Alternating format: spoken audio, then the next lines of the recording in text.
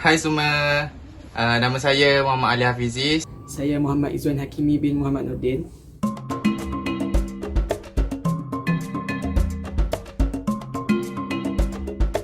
So hari ni saya dan partner saya Izzuan akan berkongsi tentang status moral bersandar dan status moral bebas. Mesti korang tanya kan, status moral bersandar dan bebas ni apa? Jadi kita pergi satu-satu dulu.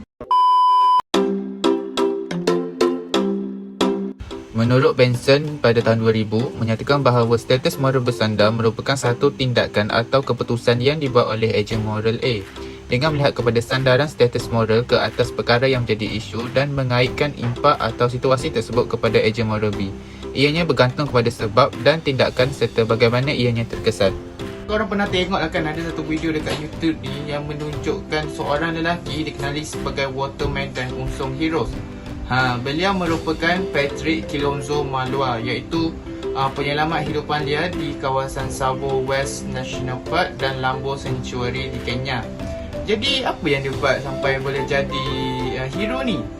So, Patrick ni telah membekalkan bekalan Eversafe kepada hidupan liar di kawasan tersebut dengan menyewa lori yang bernilai $100 dan mengangkut 3,000 galon Eversafe dari kawasan tempat dia ambil tu ke kawasan Gurun.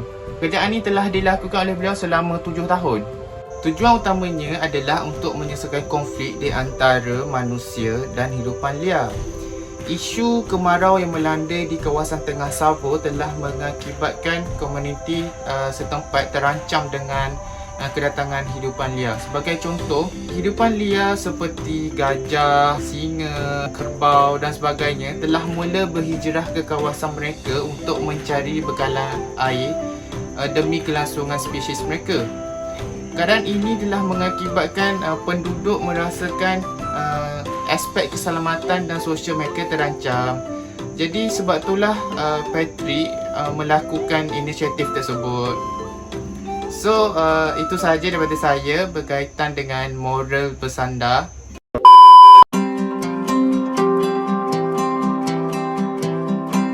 Status moral bebas atau independent moral status bermaksud manusia itu mempunyai sifat peri kemanusiaan terhadap hidupan seperti haiwan, tumbuhan atau benda hidup lain.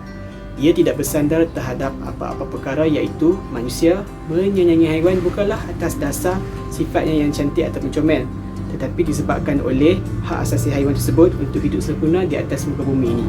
Sebagai contoh, Istanbul merupakan bandar istimewa terhadap haiwan jalanan. Banyak rumah-rumah kucing dibina di setiap kawasan. Semua anjing jalanan diberi makan dan diberikan tempat yang selesa untuk tidur. Sehingga kan ada kedai yang menyediakan tabung sebagai dana untuk membeli makanan kepada haiwan jalanan. Kucing dan Istanbul tidak boleh dipisahkan. Jadi, bagaimana situasi ini bila berlaku di Turki? Ia bermula sejak abad ke-12 ketika Empayar Uthmaniyah memerintah Turki pada ketika itu.